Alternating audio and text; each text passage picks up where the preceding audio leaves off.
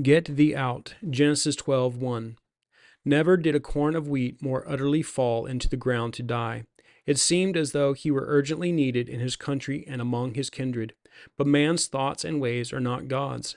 The blessing of Abram's life could only come in the land of promise, and after he had died to the whole life of nature. To everyone who is to be richly blessed and made a blessing, there is the inevitable command, get thee out.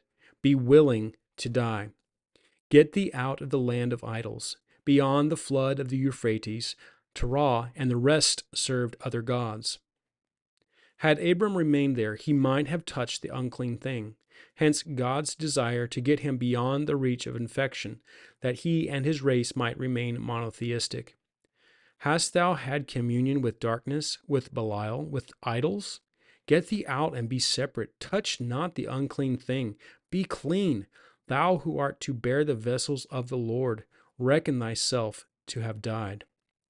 Get thee out in loneliness. I called him alone and increased him. If thou art unwilling to abide alone, thou must fall alone in the ground and die. God must reduce us to minimum before he can work through us to the maximum.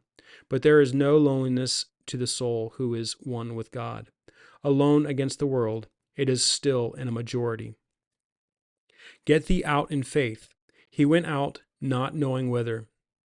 It was what man calls a venture, but as he stepped out what seemed a void, he found it rock beneath his feet.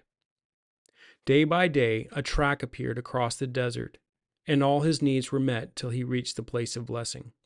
Death was the gate of life. Having died to Haran, he began to bring forth much fruit in every soil of the world.